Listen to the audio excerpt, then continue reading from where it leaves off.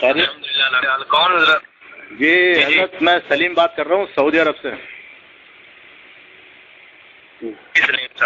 جی حضرت کیسے ہیں آپ؟ خیریت سے ہیں؟ الحمدللہ علی کل حال. حضرت ایک بات پوچھنی ہے تو تھوڑا تفصیل سے بتائیں گے، بڑی مہربانی ہوگی آپ کی. ارشاد فرمائیں. حضرت کہاں سے بات کر رہے ہیں؟ سعودی عرب؟ سعودی عرب مکہ سے. اچھا چلیے ارشاد فرمائیں. میں یہ پوچھ رہا تھا جو لوگ خود کو قادری، چشتی، نقشبندی جو کہتے ہیں، اس سے کیا ہے؟ یہ کیا ہے؟ اس سے کیا ہوتا ہے؟ یعنی کیا مسئلہ ہے یہ؟ کوئی مسئلہ نہیں ہے. نہیں جیسے لوگ ہیں نا، ہم وہ اپنے کو قادری سلسلے سے جوڑتے ہیں، کوئی چشتی سے، کوئی رضوی سے.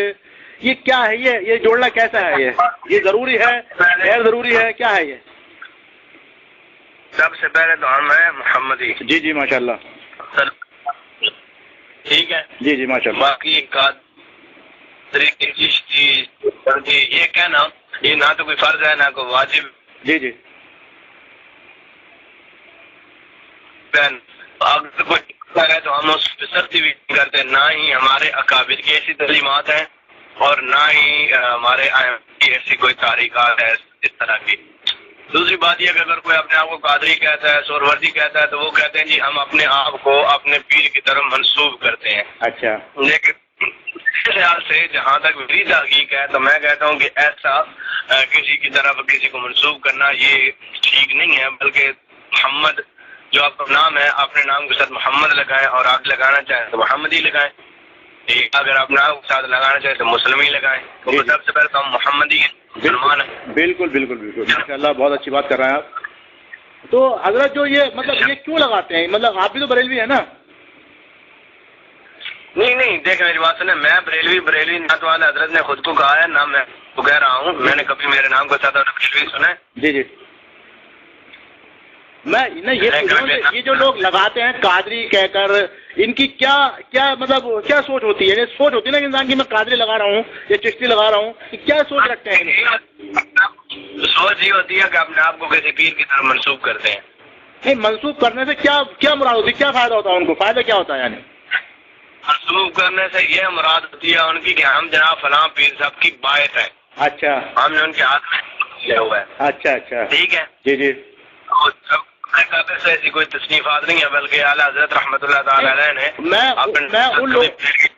ان لوگوں کے لیے پوچھنا چاہ رہا ہوں جو لوگ یہ اپنے آپ کو نسبت دیتے ہیں، اور بیعت جو ہوتی ہے وہ زندہ سے ہوتی ہے، مردہ سے بیعت نہیں ہوتی.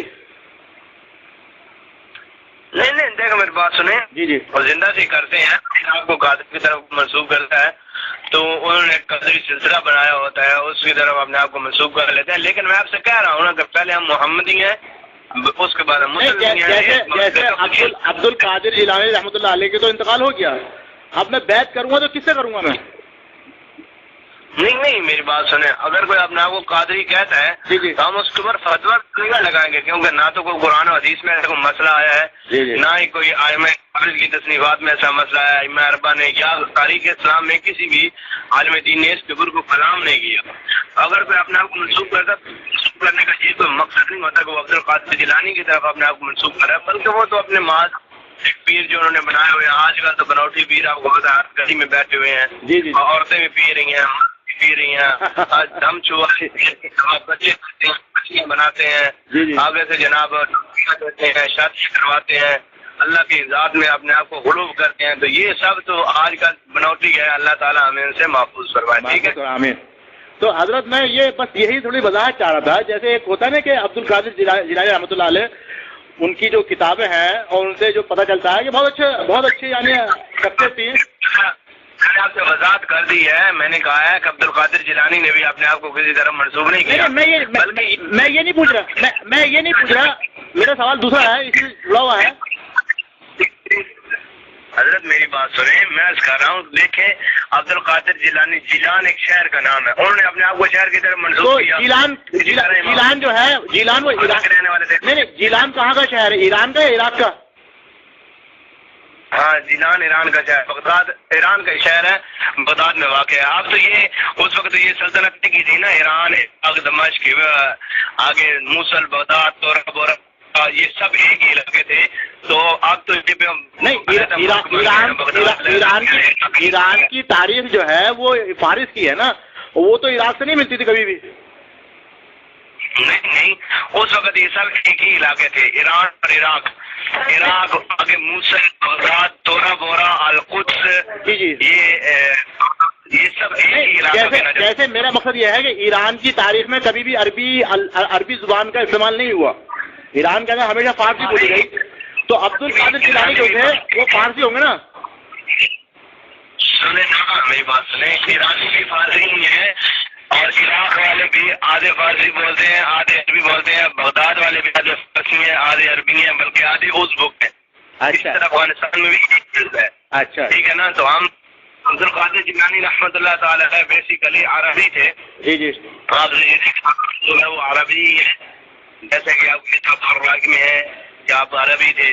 اچھا حضرت یہ پوچھ رہا تھا، جیسے ان کے اوپر منسوخ کیا جاتا ہے کہ انہوں نے مردے زندہ کیے، 12 سال پرانی کٹی ڈوبی بھی نکال دی، کیا یہ صحیح باتیں ہیں یا من گھڑت ہیں؟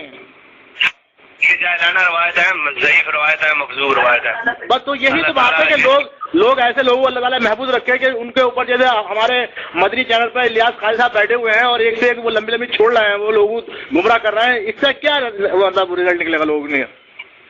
دیکھیں میری بات سنیں، ہم کسی کی طرف آپ کسی کی بات نہ کریں، آپ کسی کی بات کریں گے شمار ہوں گے۔ نبی کریم صلی اللہ علیہ وسلم نے ارشاد فرمایا کہ غیبت کرنا گناہ کبیرہ ہے۔ نہیں غیبت نہیں ہے، یہ غیبت نہیں ہے، یہ غیبت اور طرح کی بات ہو گئی۔ یہ تو ایک اگر کوئی آدمی گمراہی پھیلا رہا ہے تو اس کے خلاف تو آواز اٹھانی پڑے گی نا، یا اس کے خلاف لوگوں کو سمجھانا پڑے گا کہ یہ آدمی غلط ہے۔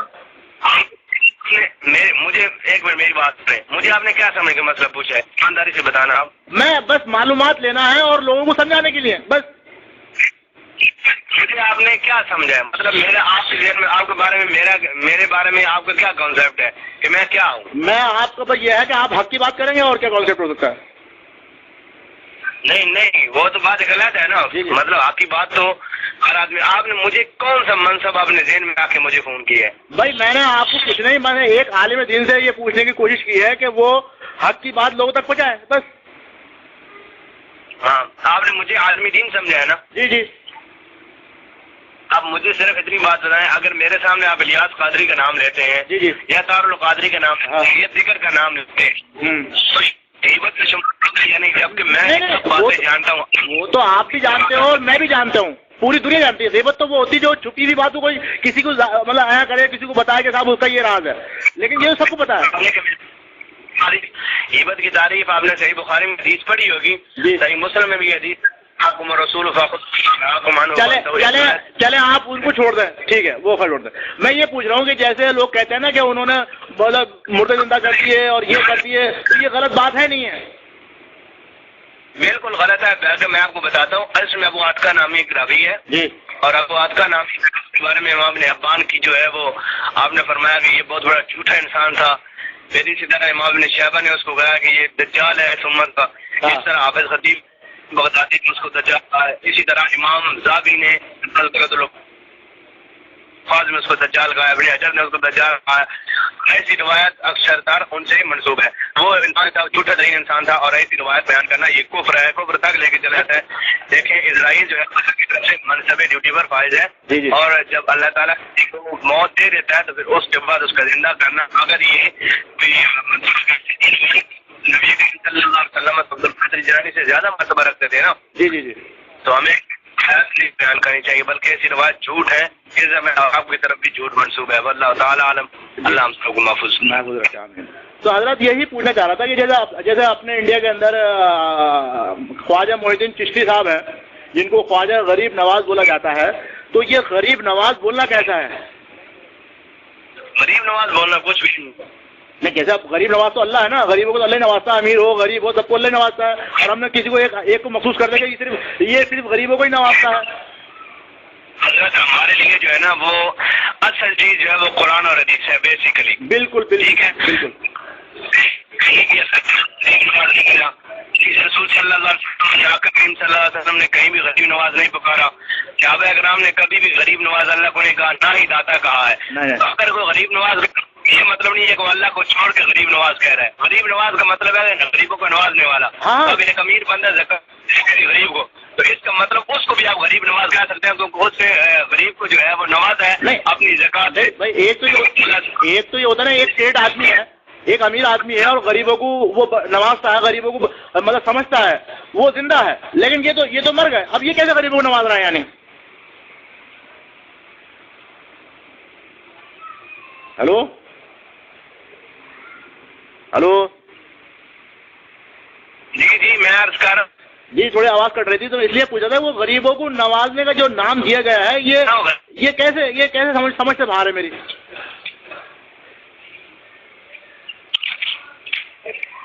حضرت صاحب جی میں جانتا نہیں ہے تو حضرت یہ پوچھا تھا کیسے نوازتے، یہ غریبوں کو کیسے نوازتے ہیں؟ غریبوں کو نوازنے سے مراد یہ ہے کہ وہ غربا میں لنگر تقسیم فرمایا کرتے تھے، غربا کرتے تھے. کرتے تھے، ابھی تو نہیں ہے نا.